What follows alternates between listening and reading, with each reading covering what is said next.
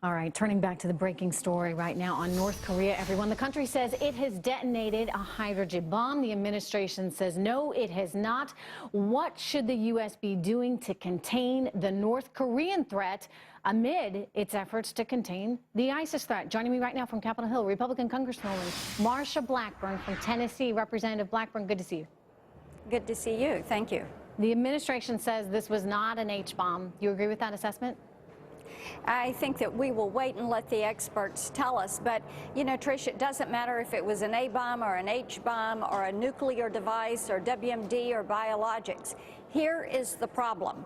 Our leader is perceived as weak. He is seen as being very timid and feckless. He is without a foreign policy, and therefore our enemies feel as if they are emboldened to go out and to test how far we will let them run with trying to come up with weapons, or whether it's North Korea or ISIS, what they're going to do to us. Our allies are asking us where we've been and why we don't have a foreign policy. We have a president, and with his team, they have not been able to establish a foreign policy. You had Wendy Sherman, who worked with the Bill Clinton administration, who really messed up the situation with North Korea, and most recently for Barack Obama with Iran, and she's the one that has been the driver on this. And you are void of a foreign policy that our allies understand, and absolutely that the American people and those of us here on Capitol Hill can say this is U.S. foreign policy.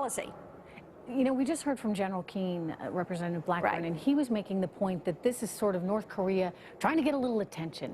Let me take that forward and ask you, do you think, given that the world has been so focused on Islamic terrorism and ISIS, and that is what has dominated the airwaves, that North Korea felt like this might have been the time to do something because they wanted to actually shift attention back to them? I mean, I just come out of it saying, well, why would they want to do this? Because it just means it's going to get more hostile for them. We're going to invoke more sanctions. It can't be pleasant.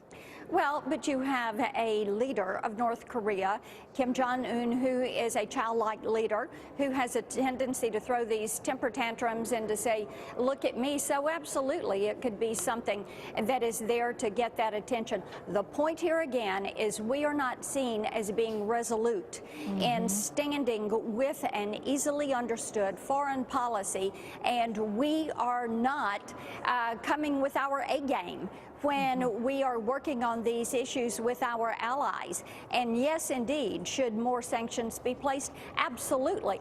But the administration shouldn't boot this over to the UN and say, tend to it. They need to come forward with a policy that our allies know what that policy is. Well, you know, we've been looking for a lot when it comes to foreign policy over the last several years, and we haven't gotten it, which is partly why we have seen all the turmoil in the world that we've seen. Representative Blackburn, why have you here? Obamacare very much in focus as Republican lawmakers today in Congress are putting forward an alternative to Obamacare. The president has promised to veto it, but, you know, that veto aside, why, in your view, is this plan so much better than his?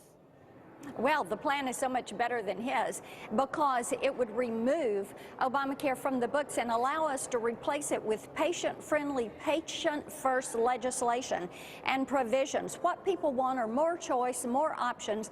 They want less government intervention.